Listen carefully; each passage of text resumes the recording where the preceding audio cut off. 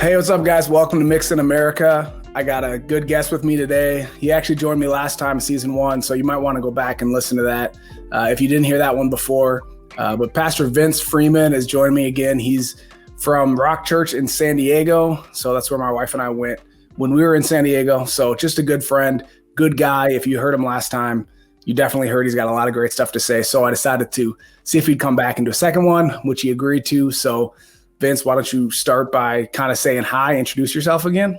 Yeah, my name is Vince Freeman. I'm originally from North Carolina, born and raised there most of my whole life. And my wife and I met there, got married, and we moved to San Diego in 2014. So I've been here for the last 6 years, on staff at a church currently as an online pastor. So this whole pandemic and everything, it's been a really interesting time for the church for sure. And I'm really blessed to be in a position to help people find and follow Jesus online. So yeah, excited to be back here. Thanks for having me again, Josh. Awesome, man. Thanks for coming back. I really appreciate it. I know you are busy with all the online stuff and then just life stuff in general too. So I appreciate you taking the time. Let's start right away with, if you don't know Vince's story, I mean, listen to the last one. He talked more about his story and growing up. So I want to jump right into things here. And start with, this probably won't actually air in February, it'll probably air in March, but let's start by talking about Black history, because that's one of those things that Black History Month doesn't maybe get a lot more attention now than maybe it has in the past, but I know it's always been just kind of there. A lot of people really don't know maybe why they celebrate it. Maybe there's, a few names that everybody can kind of list, but really not going any deeper. And so I just want to ask you, why do you think February, Black History Month, and really Black history in general is so important? Yeah, I think it's so funny that there are so many emotions that surround something like a Heritage Month, Black History Month. I think it's funny whenever it gets brought up because people tend to feel some kind of way about it. Again, in the last episode, I talked a little bit about my background, but for those who haven't heard it, I grew up in a predominantly white area. I went to a predominantly white private Christian school, K through 12. And so whenever February would roll around, it was often an odd time where there was a really weird amount of attention that was put on myself and my two sisters, one of the only Black families at the school. Teachers maybe felt like they had to do certain things, and it was just always kind of weird. You got the awkward stares and the people complaining, why do we have Black History Month? Why is this important? I don't understand. And I think the number one reason why Black history is important is because Black history is American history. I think you hear that sentiment over and over. It's not a subsect of American history where these things happen in a corner of the world. Black history is American history. And so it's important to know that, because whether or not you understand it, your life has been influenced by Black people. Yeah. And our country, its formation, its foundation, the way it was built, the way it's been run, the way it's been designed, Black people have been integral in every single part of America's foundation. And so first and foremost, if you are an American, Black history is important because it is a part and deeply rooted in American history. Now, there are some things in there that are very difficult for us to process, things that happened a long time ago, things that are hard to wrap our minds around, but that doesn't mean that we should avoid it just because some of it's painful or difficult. Yeah, I agree. It is always kind of an awkward thing, and it's always like, why is that 1 month, the month that we celebrated, which I actually looked that up. I don't know, you maybe already know this already, but I thought it was interesting that it was actually started back in 1915 by this historian. And it was the second week of February, I think it was, because that was Abraham Lincoln and Frederick Douglass's birthday were both in that same time. So I thought that, I just learned that this year, actually. I thought that was interesting because I always wondered why we got the shortest month of the year. I thought that was going to be like the 1 month that doesn't even have 30 days ever. Right. And we're going to make that Black History Month. That's like the running joke in the Black community, right? It's the shortest month of the year. And most of us don't even know that it used to just be a week. Yeah, right. It wasn't until I think the 70s that it officially became a month. So yeah. And I've also had conversations about why do we need a month? Like, if Black history is American history, then why do we separate a month? All right, we don't have a White History Month. We don't have an Asian History Month. We don't have a Hispanic History Month. I don't know if you want to speak to that at all, but why is it important that we that we do set aside the time. Do you think it's important to set aside the time specifically? We're going to talk about Black history. We're going to educate people on Black history. We're going to have these conversations that we don't normally have most of the year. Yeah, I do. I think there's two key things around that. One, I think it is important because it is something that has been left out traditionally. Not only has it been left out in school curriculum, it's been altered. Some of those videos I sent you last time, just talking about indigenous history. But here's the funny thing. I'm glad you mentioned this, is that oftentimes people will say, why do we need a Black History Month? They'll say one of two things. We don't have a White History Month. Or they'll say, well, there aren't any other months that celebrate other heritages. And I would say that both of those are incorrect. One, we don't necessarily have a White History Month, but the large majority of U.S. and American, history it's taught is going to feature the achievements and the accomplishments of white people. Yeah. So you may not have a whole month, but you've got the rest of the year. The second thing that is something that just takes a little bit of research is that we actually have several other months dedicated to different heritages. And I pulled a list specifically for this conversation, but nice. March is Irish American Heritage Month. May is Asian Pacific Heritage Month. May also is Jewish American Heritage Month. From September 15th to October 15th, it's National Hispanic Heritage Month. And then in November, you have American Indian Heritage Month. So these things may not have been in place as long as Black History Month is, but it does show you that people don't even know these things exist, which is probably proof of their importance. And I remember getting a conversation with a friend of mine a long time ago who said the same thing. And I said, listen, these things are actually showing why we need them, because people don't even recognize maybe the contributions or the importance of some specific groups to society. Representation is so important. It's so key. And I think that the reason why we have them speaks to the fact that we need them, because most places are not going to give you a wide array of history, particularly as you dive deep into specific cultures. What you said there, you said history, you said representation is so important. Yeah. I want to ask why representation is so important, because I think I've heard that before. I've also heard people say that they don't think it's that important. Obviously, we had a Black president before. We have a Black vice president, Black female vice president now.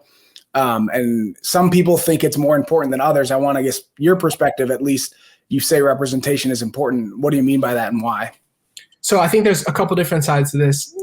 We could talk about this probably for an entire episode, but representation is so important for several reasons. One, when you see someone accomplish or do something, not only does it speak to the youth of that generation, we have a Black president, that proves that you can do anything. There's no limit. Instead of saying, well, we've never had a Black XYZ, or no one from my family has ever done this before.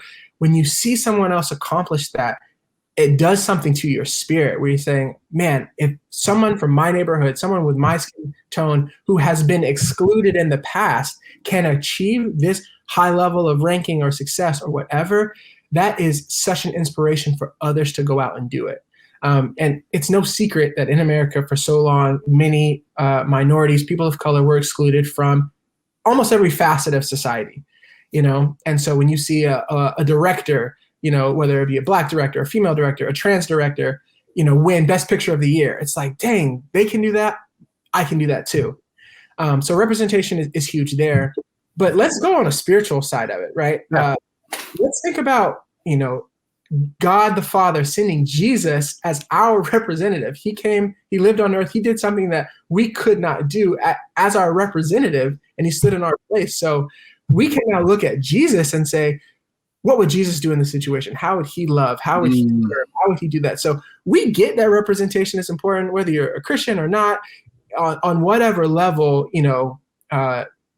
when you see someone go before you to do something, it is impactful for you as a person.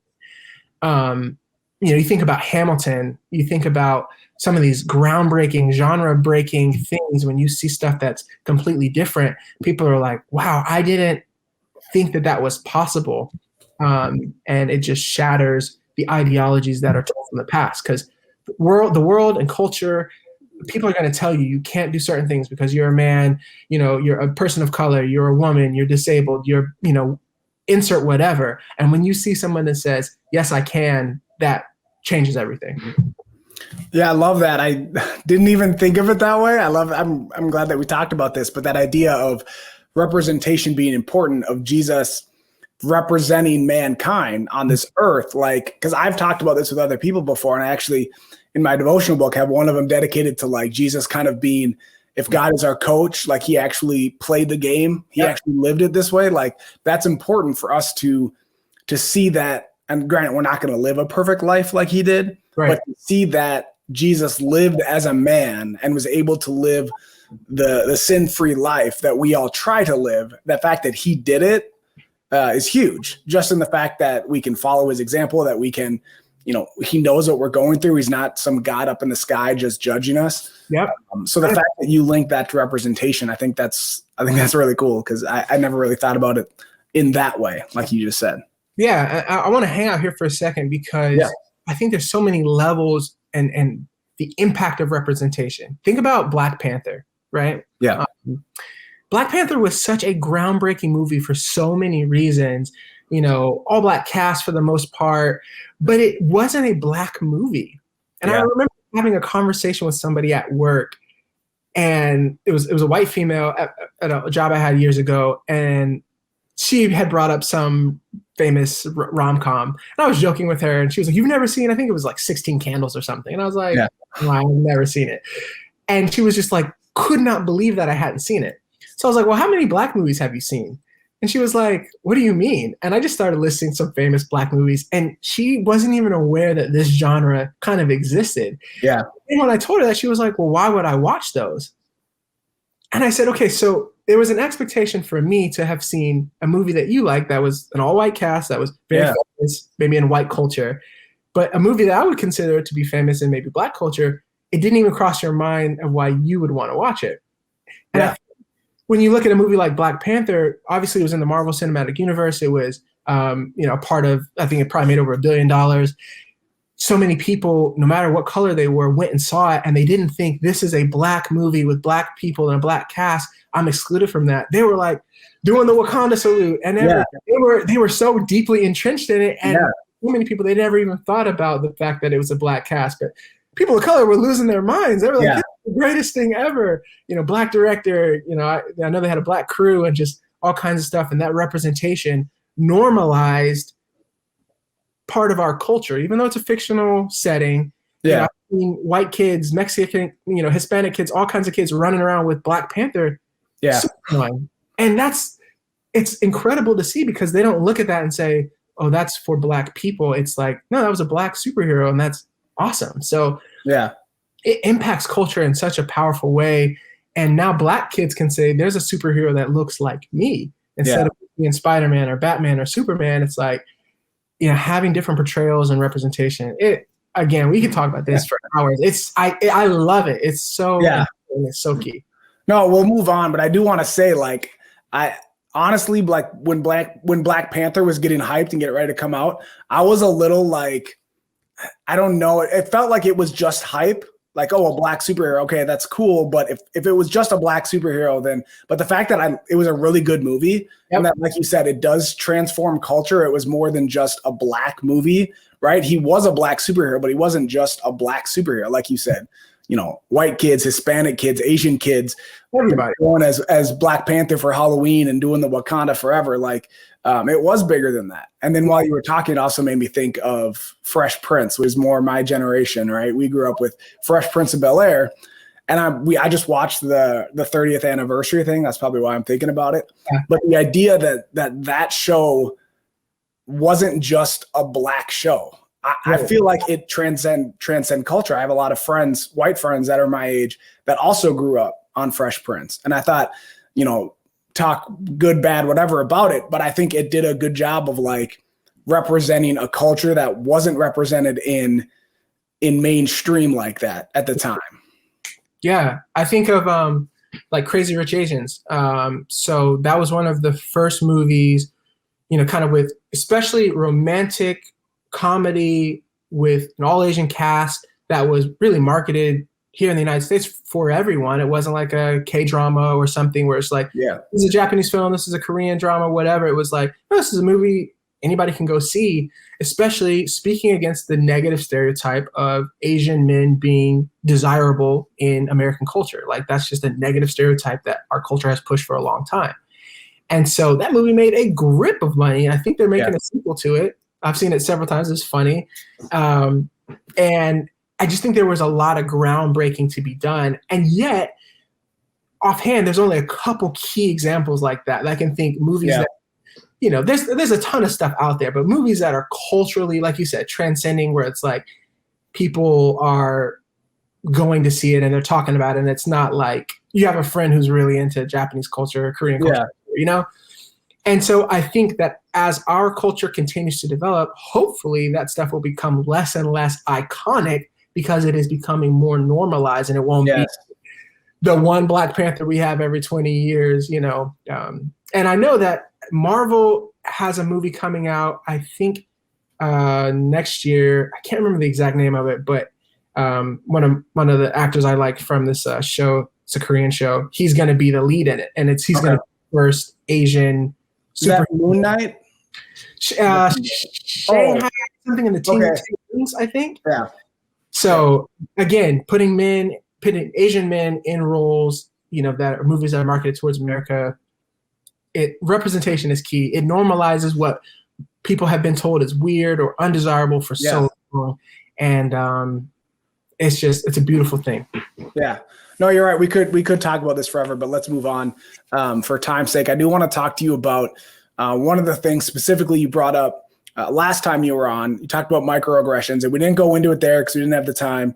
Yeah. But I want you to speak to it, because I think that's one of those things that I think that word maybe gets thrown around a lot, and I think that a lot of people don't really understand it. So some people maybe think it's not that big of a deal because they don't really know what it means, or they think this, and you know. So I just want to talk about that a little bit. Like, define what you mean by microaggressions and why is that so dangerous?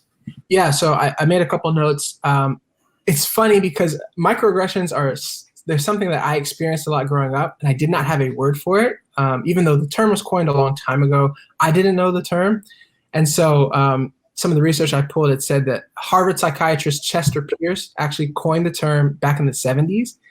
And he described it as racially charged, subtle blows delivered incessantly. Racially charged, subtle blows delivered incessantly. And so someone might be listening saying, I don't know what that is.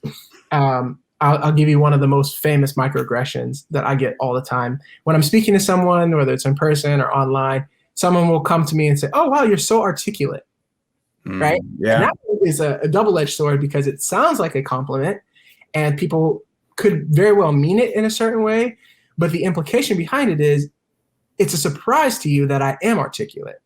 And why is it a surprise? Well, because culture for a long time has said that Black men, or Black people in particular, cannot be articulate. We have to be gangsters. We have to be XYZ. We have to be thugs. We have to be from the ghetto. We have to talk a certain way that's indistinguishable to the human ear.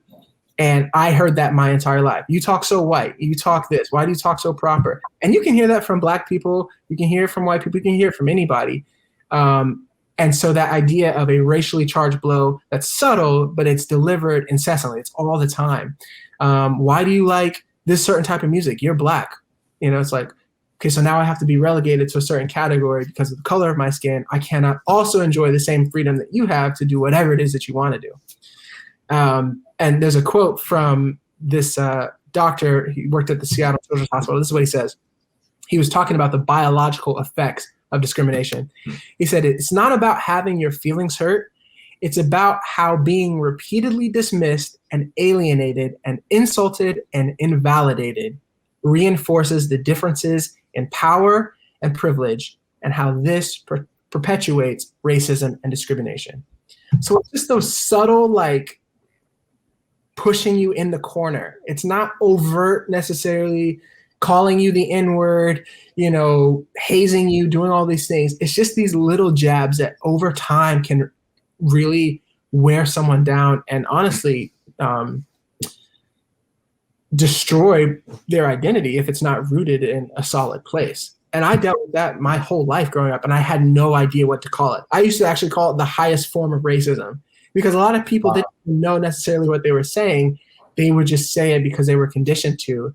And when I finally found the language behind it, I was like, oh, this is what I've been experiencing. I felt so validated because I was like, people have said this to me my whole life for whatever reason. And now I know not only how to respond to it, but how to navigate it. And I'm understanding the psychological impacts it can have.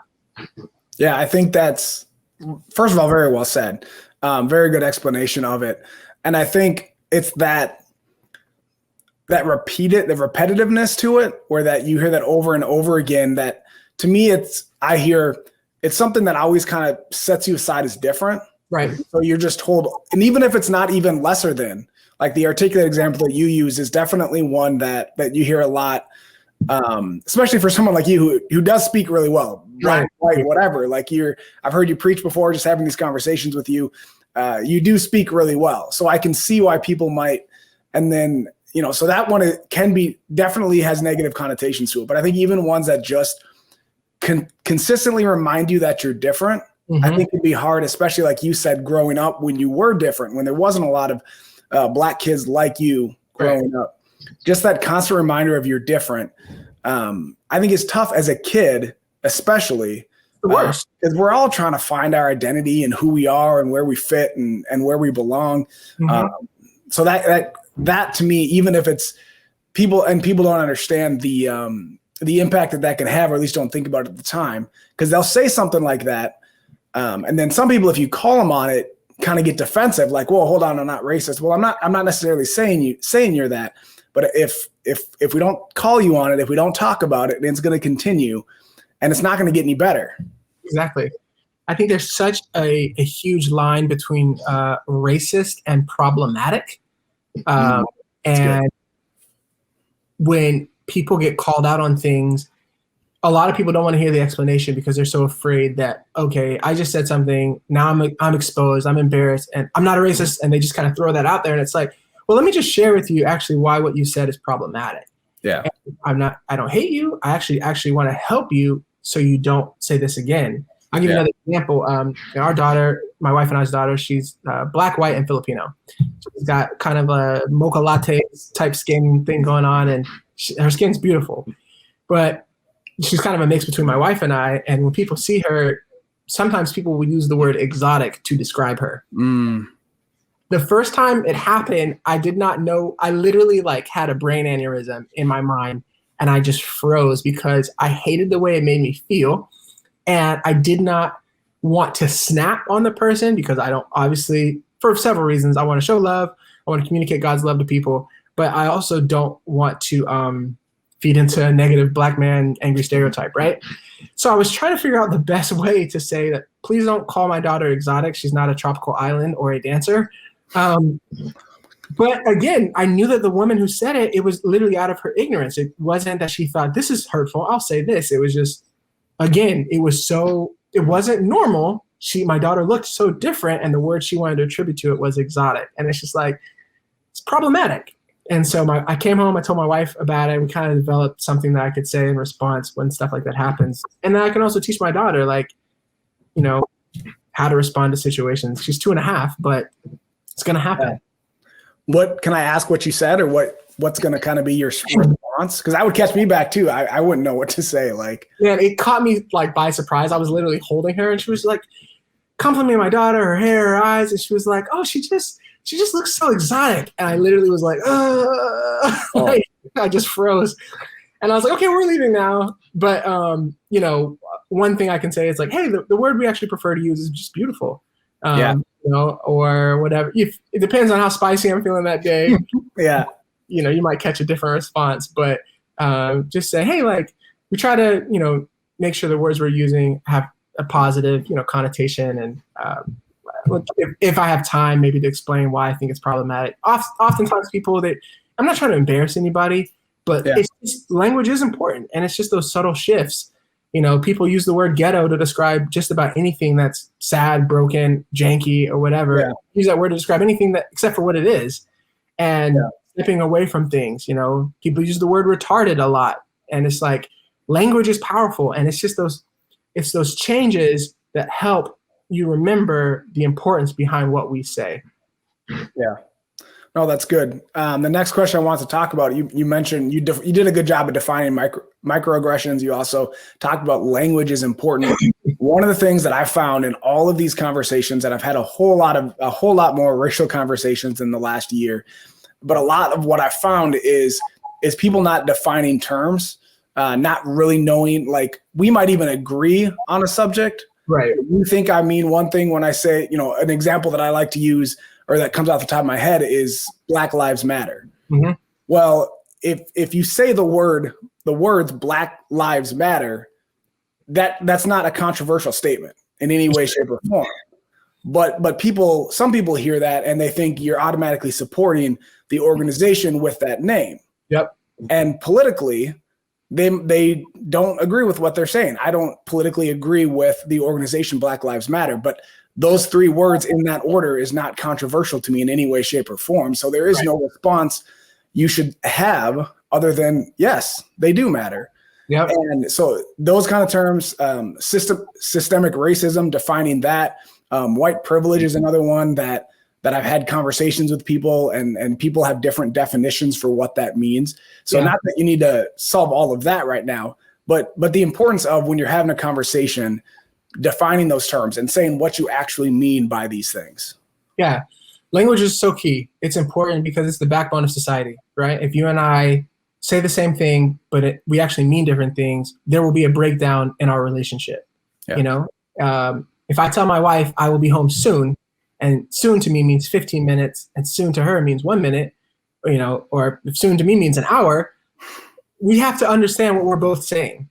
And so even if two people disagree on what the actual definition of a word means, as long as there's an agreement for the context of that conversation, you will have a better conversation. I'm not saying that that's necessarily right. I think you should try to use words as they are defined, but it's really about the conversation in that moment. And so I think when people are sharing, particularly about sensitive topics like race, there should be a kind of defining moment if you use a word that is potentially controversial. So if you say systemic racism, you can say, here's what I mean by systemic racism, give a definition so that every hearer has the same context. Now, you may disagree about what I just said, but this is the working definition that I'm using to use our conversation in.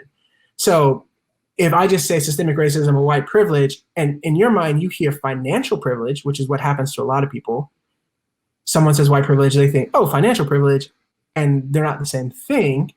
They could have, they could overlap, but they don't necessarily always mean the same thing. Then you're going to have breakdown of conversation. That's where people get defensive. They say things like, well, I worked for everything I have. Well, we're not saying that you didn't. In fact, we're actually, there's a whole another level of that. Yeah.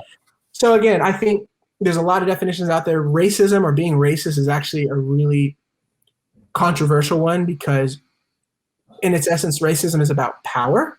And so people actually say, well, can minorities or people of color be racist? By the actual working kind of definition, academically, the answer would be no, they could be prejudiced. Yeah. But, if two people don't agree on that, figure out what you can agree on and start from there. Don't worry about whether you're using the term that, you kind of just have to, okay, what can we agree on? And then let's go from there. No, and I think that's good. You brought up like white privilege is one that some people do mean when they say white privilege, they do think they're talking about just financial privilege. Right. And so I think you do need to have, because you can talk to 30 different people. You might get 30 different definitions of what white privilege means. And you have to have that conversation, you have to actually define what you mean. If I say white privilege does or doesn't exist, I need to say, what do I mean by that? What does white privilege mean to me? Because if I say one thing and you think I'm meaning something different, and I say it doesn't exist, we could have a fight right there because you think it's, and when I could be meaning something completely different. Yeah. Again, it's all in having these conversations. And I think a lot of people, honestly, whether you're talking about, stereotypes or defining your terms or whatever it is, I think a lot of it is, and I think you actually mentioned it in our last one, it's these shortcuts. We don't want to actually take the time to get to know people, to have the conversations. We just want to use these shortcuts. We just want the quick answers. We just want the easy answers. We just want to, and often in these conversations about race or politics, we just want to prove we're right. Mm-hmm. So we're really not interested in how you define these terms.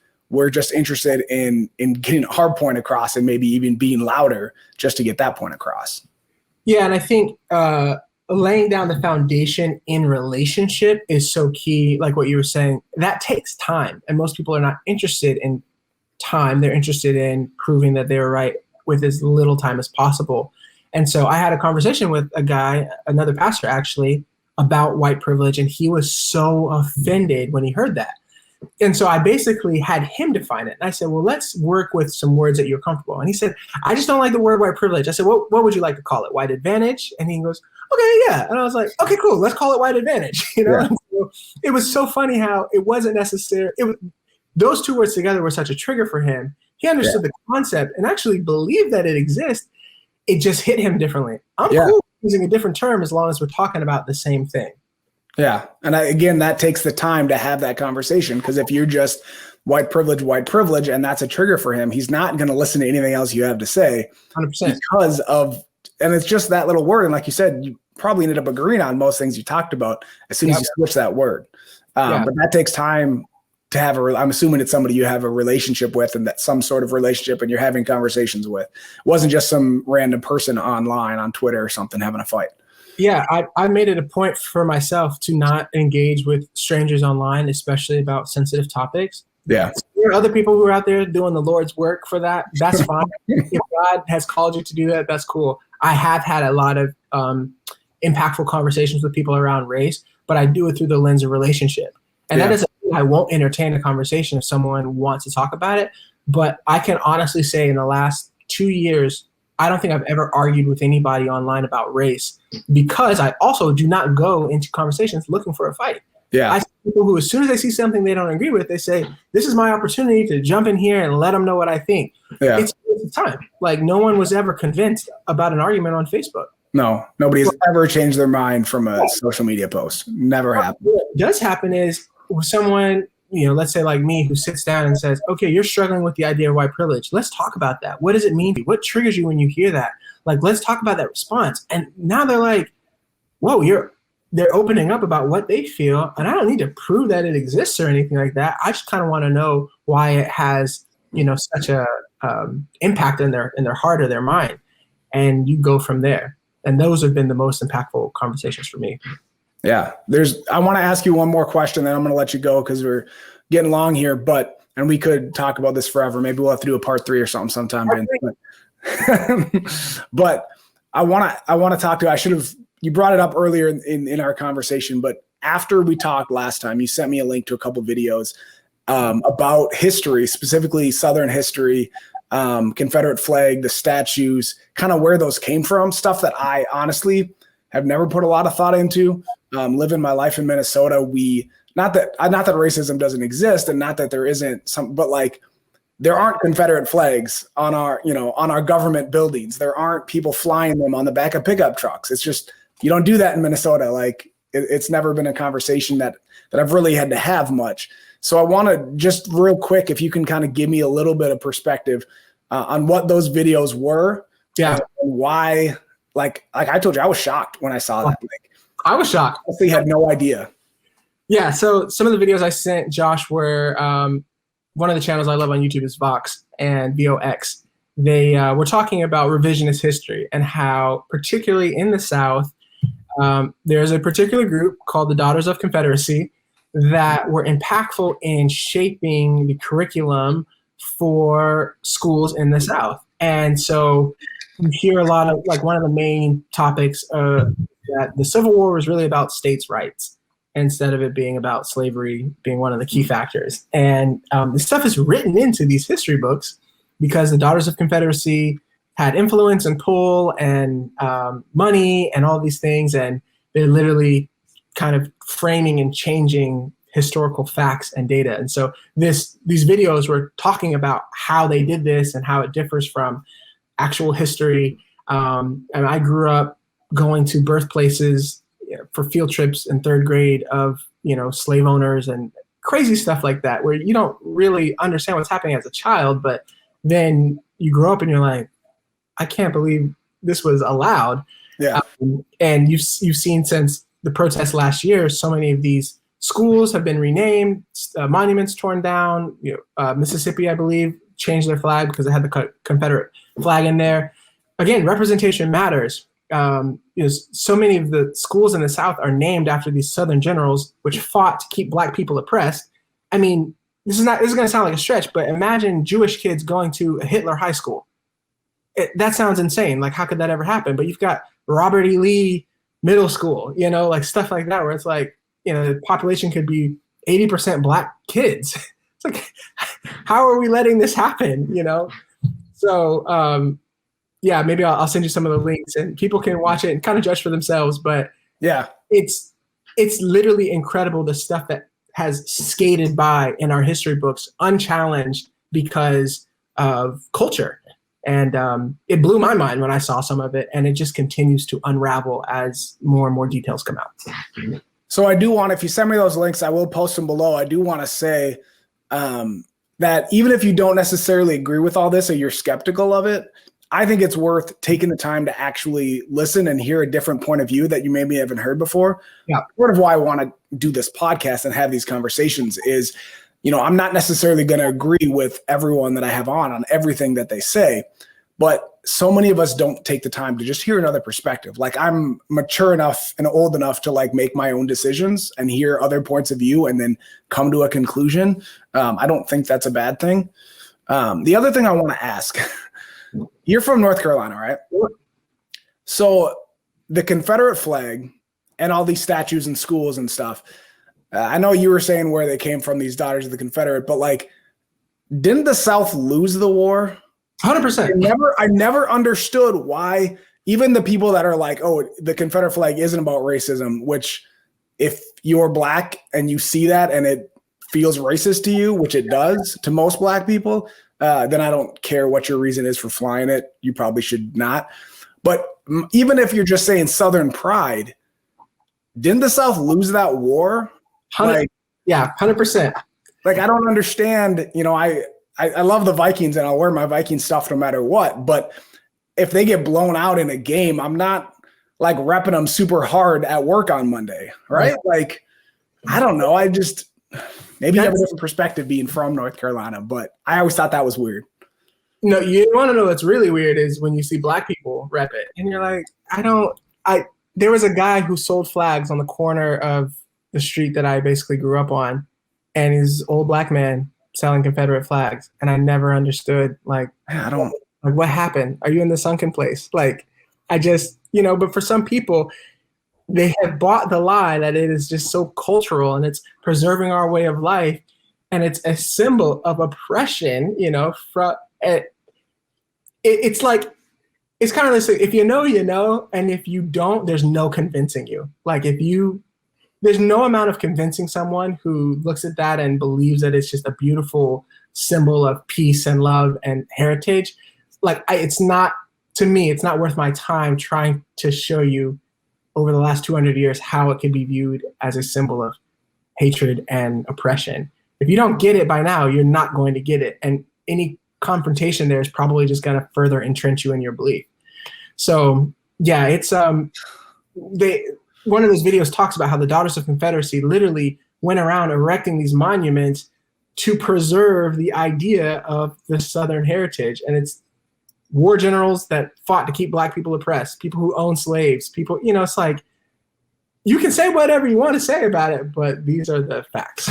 So yeah, no, and we can talk about this for longer too, but I think we've gone on long enough to take enough of your time. If there's anything else you want to say, maybe that we didn't get to or you want to expound on, take a minute and kind of give your final thoughts, maybe something to take home, something that we should all do, me and then listeners too, something we should do to take away from this conversation. Yeah. I think one, everybody knows about Black History Month, but when another one of these months arrives, take a vested interest and, try new things. If you have a particular place of worship that you go to a place of worship that is culturally different than yours. Step outside your comfort zone. One of the easiest things is to try foods from a different culture, and you don't have to gamify it. Just expand your knowledge, as Josh was saying, of what's out there, because so many different cultures and societies have contributed to what America is today. Even the best of us comes from every part, no matter what your ethnic background is. And so I think continue to do your research, but be open to new experiences from other cultures, because representation matters. I love it. Thank you very much for joining me, Vince. Stay warm in sunny San Diego while the rest of the country deals with these frozen temperatures, colder than we've ever been, and you're sitting there chilling. And I know 50 is cold, 50 and 60 is cold for you guys, but man, I'd do a lot for 50 degrees right now. That's for sure. Yeah. Thanks for having me, man. Really Thanks for joining me. Talk to you later.